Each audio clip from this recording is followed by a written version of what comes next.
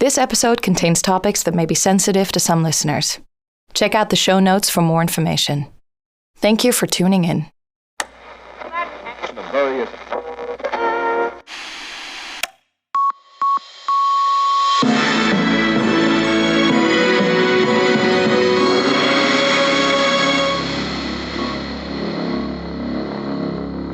This is Karina Sevelin for NVBC News. This just in, a message from Kazimir von Lerkhoff, CEO of the Von Lerkhoff Mining Corporation, live from a press conference at the entrance of the copper mines. It's a black day for all of us. I understand you are scared, but that is exactly why I have called you all here. We are extremely fortunate that no one has been seriously hurt during these unfortunate events, and we will do everything in our power to keep it this way. I don't like to call myself your boss, or superior. Terms like that would suggest that this doesn't affect me in the way it affects you. It does. I want to fill you in on what is happening. Some of you may be confused. There have been several explosions in the mines. As of today, we are unsure what caused these explosions, but rest assured that we will find out. A rumor has circulated about some kind of monster in the mines. These claims are unfounded and untrue. What is more likely is that through human error, and I don't wish to point any fingers, this accident came to be. As a prevention method, we have decided to install an extra equipment safety training mandatory for every miner. Not to fret, we will refund a part of the cost. It's important for everyone's safety that you finish this training within a moonspan. Furthermore, the unfortunate workers that are currently stuck within the mines are safe. We are in contact with them, and we are close to rescuing them. Soon, you will no longer have to worry about their safety. Such is my promise. Work will continue as usual, but make sure to pay extra attention to your superiors, as they will have extra information to ensure your safety. Thank you for your attention, your continued courage, and your continued dedication to this company. Have a rich day.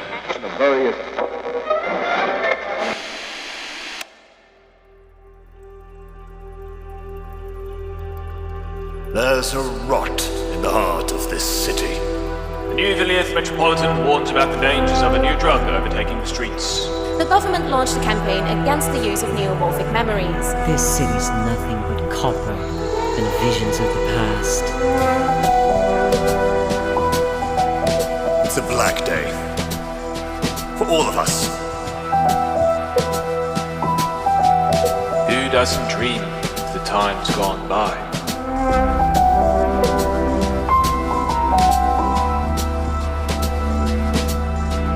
Unsavory figures can no longer hide in the shadows. Such is my promise. Wake up, New Vilirth. Chapter 6. The House Always Wins. The blonde woman slammed the door into my foot, and a second time for good measure. Pain shot through it as I felt it bruising under the pressure. I shoved her aside and forced my way in. I took one step into the house when the click of a safety being released stopped me in my tracks. Wait! The same click echoed on the other side of the room, where two women stood. I raised my hands for them to see. One of the women stood tall, almost as tall as me. She too was a Dokkelfar. That must be Rhea. I had recognized her from my cousin's description. Next to her stood a human, more than 2 heads smaller. Her right hand, holding the gun, was made of metal. I'm not here for a fight. How kind of you. I started to regret following them home from the Dragonfly. Perhaps I should have expected to have a gun pointed at me. This might have been a terrible idea. I have a job for you. My name is Konstantin von Lerkov. My father owns the Von Lerkov Mining Corporation. We have been experiencing trouble. I weighed my words. I watched their reactions closely. The small woman gripped her pistol harder, her jaw set. Something burned in her eyes that scared me. We need your help. You need our help? Kazimir von Lerkov needs our help. Resinen frowned and looked me over. I didn't blame her. The von Lerkovs didn't ask for help. I didn't want to find out what my father would say if he saw my pitiful display. But I wasn't stupid. There was no use in trying to threaten these women with violence. Not that I intended to. Everyone needed something. What kind of job? The eyes of the short woman next to Resinen hadn't left me for a second, and the barrel of her handgun was aimed directly at my face. But her hands were shaking. Like I said, we've been experiencing trouble in the mines. Explosions, collapses. And now you need us to fix your problems? After you allowed all those workers to die for you! I realized her hands weren't shaking from fear. She was angry, furious. The gun that I had dismissed as a warning sign suddenly became a threat. Nobody has died. We are currently down there to get people out. Bullshit. Everyone knows people are dying despite what you're paying the news to say. I clenched and unclenched my hands. They were clammy. I was treading on a minefield and I had missed the warning sign. The important thing is that I want to stop it as much as you do. I directed my words at the human next to Resinen. And we are willing to pay for it. How much? I had nearly forgotten the voice behind me. I hoped I hadn't visibly jumped, but the smirk on the blonde woman's face told me otherwise. 5 million Caparium shards up front and 10 million shards if you manage to fix our problem. There was the slightest change in the blonde's face. I could swear her eyes got bigger. And what is it that's causing your troubles? I weighed my options. A beast. The Cranier.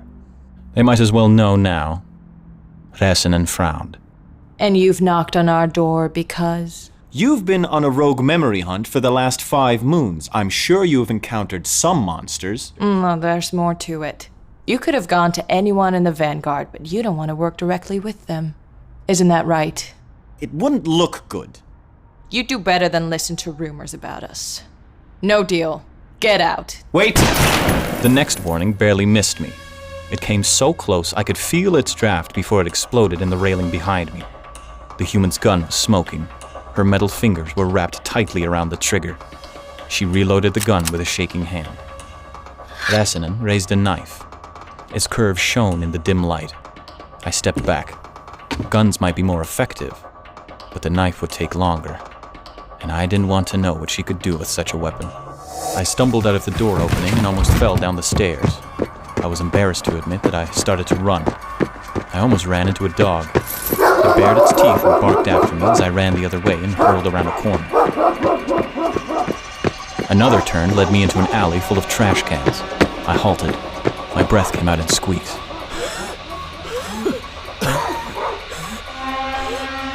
But then, footsteps.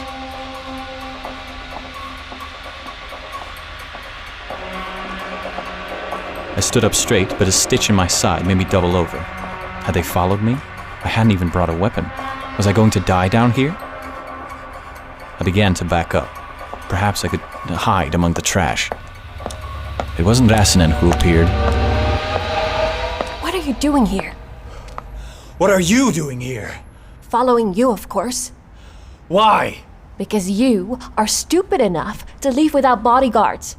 And stupid enough to run through the underground city dressed in your fancy city jacket, begging to get mugged. And you are even more stupid for showing your face to Resinen instead of sending someone else. Send me, a runner, anyone. Despite all your claims of brilliance, you can be incredibly dim-witted, you know that. I shouldered past my cousin and walked out of the alley. I turned the corner and onto the platform to the stairs that would take me up to the surface. I took 2 steps at a time. I heard Sasha's footsteps behind me and quickened my pace. I'm trying to help, Konstantin. I stepped out into the upper city. The sun was particularly blinding today. Wind raged around me, blowing sand in my face. It tugged at my jacket and my hair, and I had to squint to find the way to the parking lot where my chauffeur was parked. I know the ins and outs. I can help you. Sasha caught up to me. Why? Why what? I don't get why you're so invested in this. In all these politics, Well, you don't have to do this. No. Finish that sentence, Konstantin. What am I? Well, female. I gritted my teeth against the oncoming storm.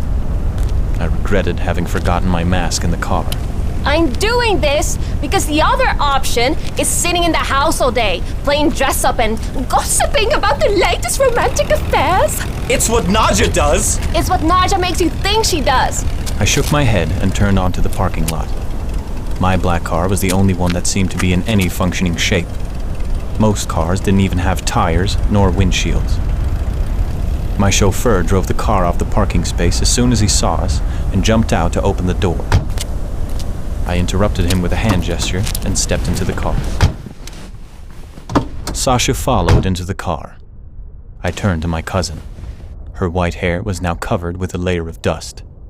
If getting bored is the problem, I can find something for you to do. There are enough jobs at the corporation. I'm actually good at this.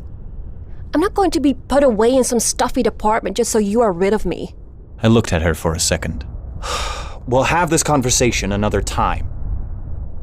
Home, sir? No. Take me to the office. Mr. van Leerkhoff, your father is busy. The assistant tried to stop me from barging in. This is urgent.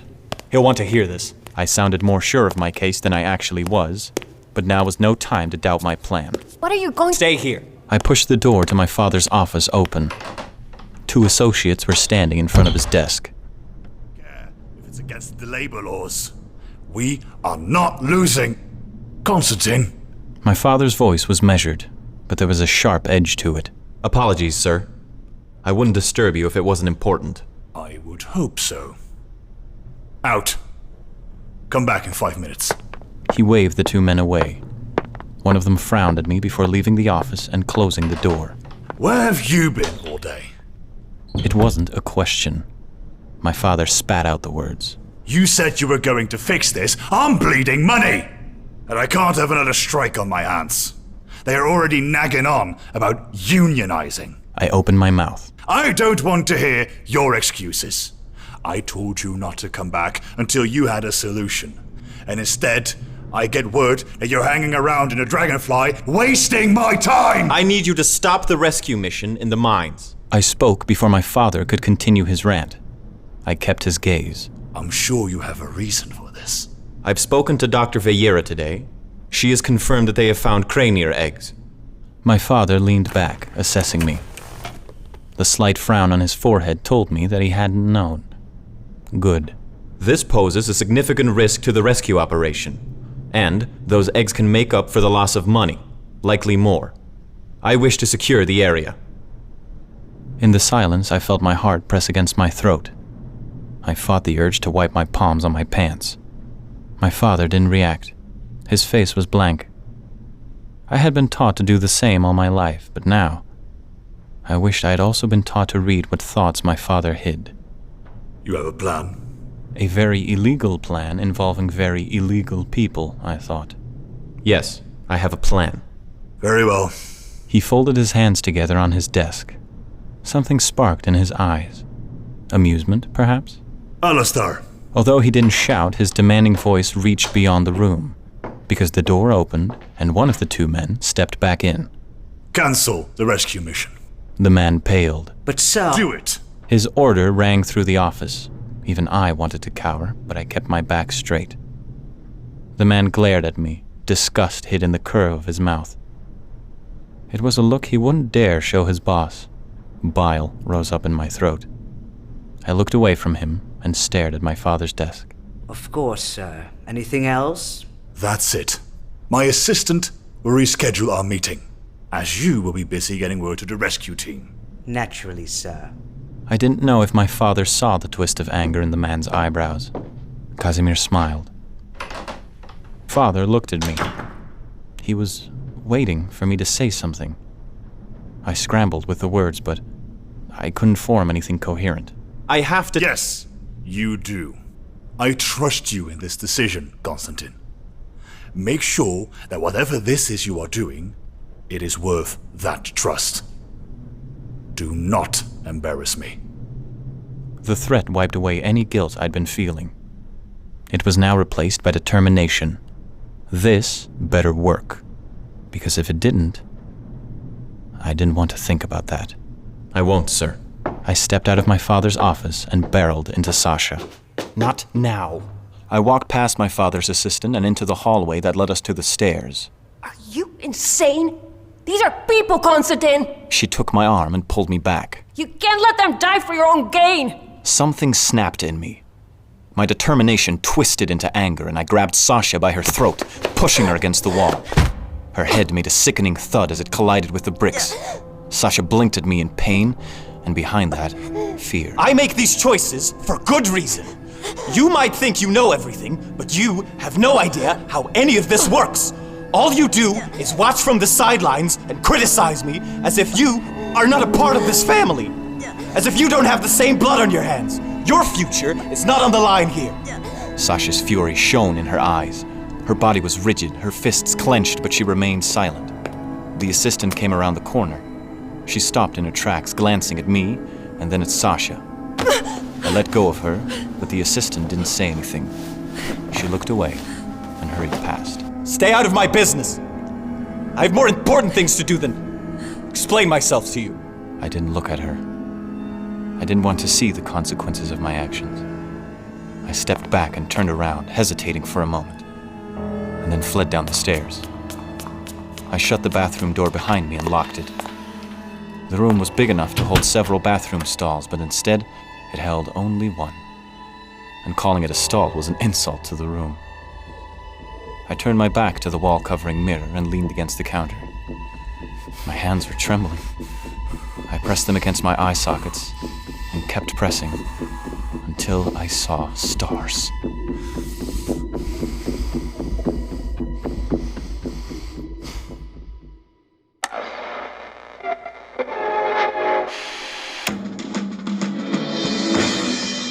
Good afternoon, listeners. It's 4:30 in the afternoon, and you are listening to the news on NVBC. This is your host, Heinz Metaal. Today, at 12 bells, part of the Von Leerkov mines collapsed after what is assumed to be an earthquake caused by an explosion in the mines. 12 miners are still stuck in one of the mine shafts. Late afternoon, a rescue mission was set up. However, due to the dangerous nature of the location and the possibility of another collapse, the mission has been halted for the time being. The Von Leerkov Mining Corporation has not yet been able to confirm if and when the rescue will be able to continue.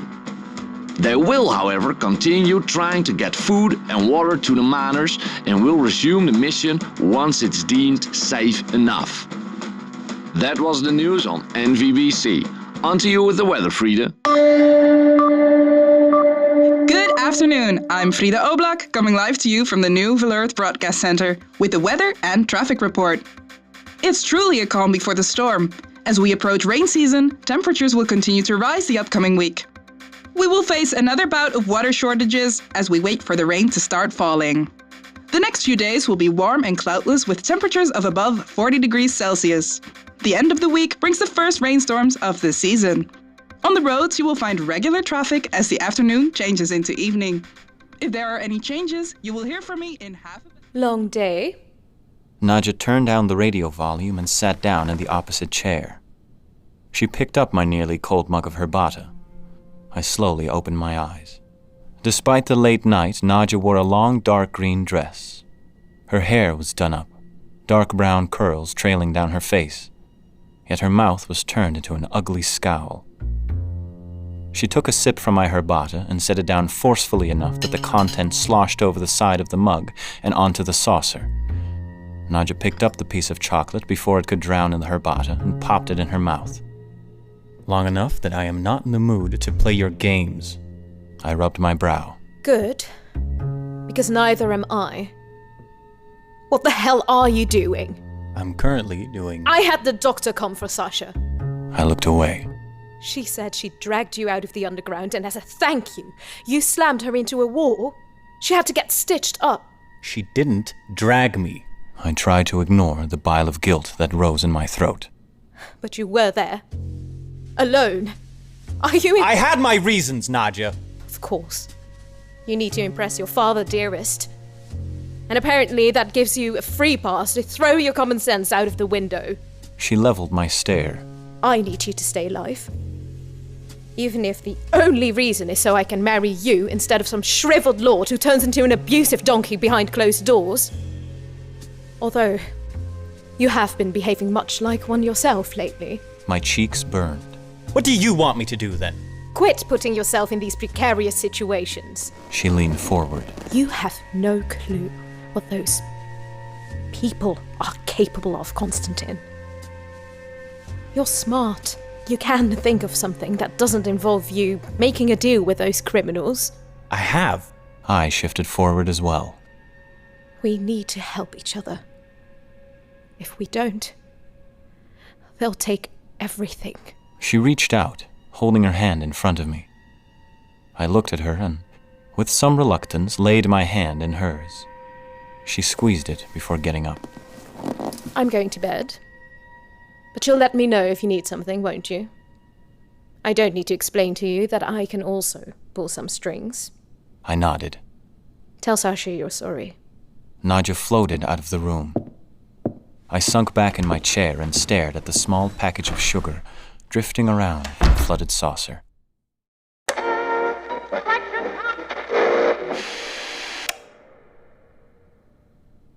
I was sitting in my desk chair. My lower back burned and my head protested against me as I scanned the pages in front of me. A beam of midday sun appeared, shining directly into my eyes. I got up to pull the curtains close. For a moment, I wandered around the room. I gathered a book from the coffee table and replaced it on my shelf.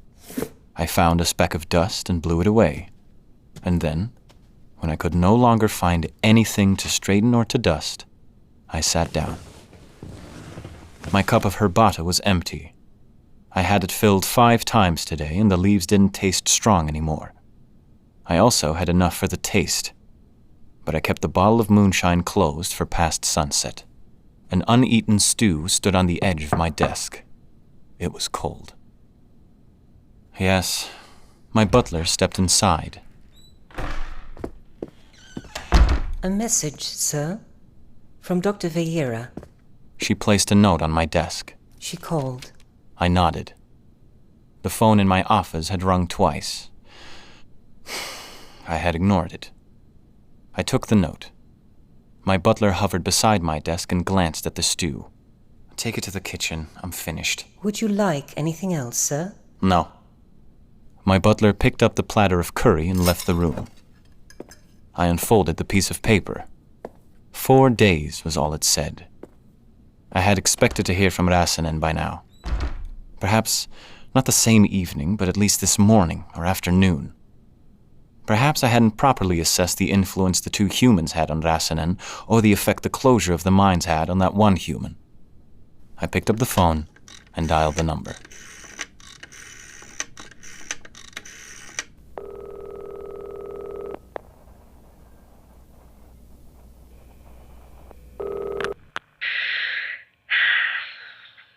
Yes.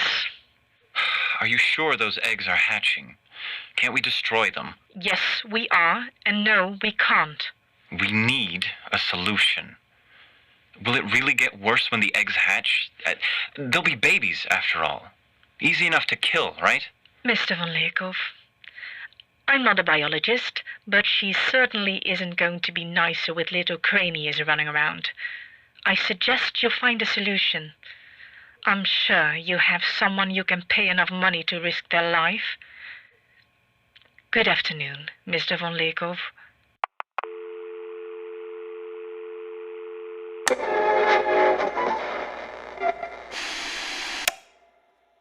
I woke up. I wasn't sure why. It was still dark outside.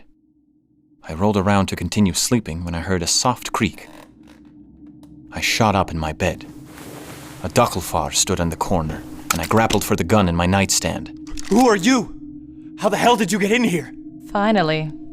I've been creaking that floorboard for ages. You have to be a particular type of filthy rich to feel that safe while you're sleeping. The Dokkelfar pulled down her mask. It was Rhea Rassanen. Her face fell in the shadow of her hood, but her yellow eyes gleamed. I grabbed my housecoat from a hook and pulled it over my pajamas. I'm available for meetings in the morning. I still held the gun, but no longer aimed it at her. I'd like a meeting now. Rassanen sat down on the chair in the corner. Right. We can talk in my office. We'll talk here. Your office is too close to Miss Minayeva's room. Or is it Mrs. van Leerkova already? She's pretty when she sleeps. I refrained from responding.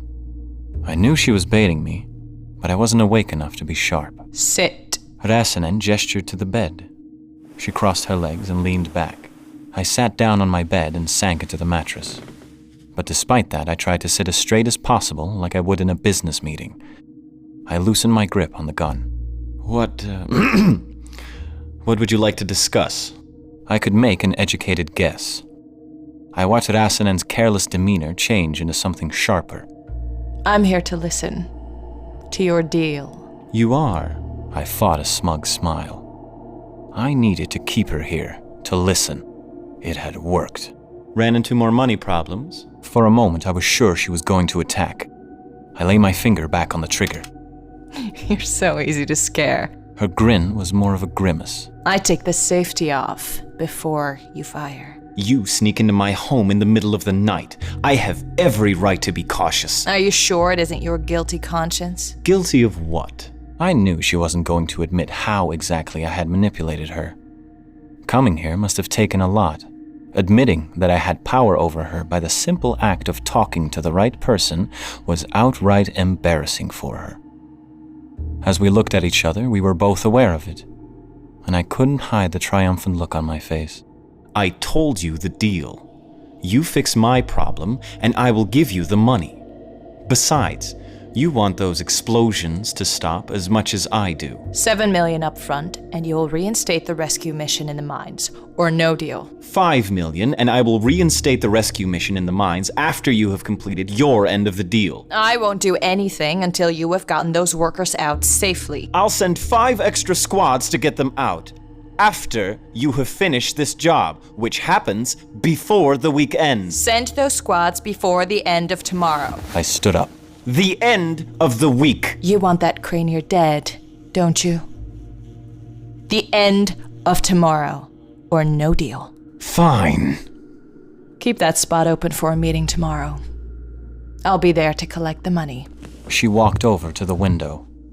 I watched her closely. Rassanen saluted me and slid open the stained glass with a smack. The glass rattled, nearly breaking a delicate piece of von Leerkov history. Careful! I took a step forward, but before I could get to her, she jumped.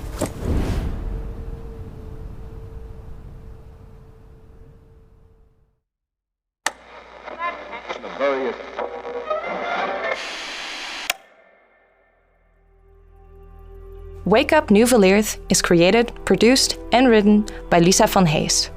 Directed and co-produced by Iris-sanne van der Aar. Our brilliant team of voices consists of Liam van Poorten as Konstantin, Samantha Bonouvrie as Sasha, Yannick Staal as Kazimir, Fey Lehiane as Nadya, Sigrid van Setten as Rhea, Carré Albers as Willow, Swaeske Dooper-de Vries as Tuula, Lin Schalken and Daan Helmendach as our radio hosts, and Reno van Oostrum, Ezra Menard, and Isa Marley as our supporting voices. Sound recording by Lisa van Hees and Jonas van Impe. Sound design by Lode Woltersom. Music by Freya Terpstra and Teun Zeidner. Radio design by Joris van de Waterbeent. Directing assistance by Tom van Til. Production assistants by Demi Oude-Elverink, Femke Bruil, Robert Kersies and Isa Marley. And cover art by Matt Roodhuizen. For a full list of our wonderful team, go to wakeupnewvilirth.com. Thank you for tuning in. We hope you've enjoyed your stay.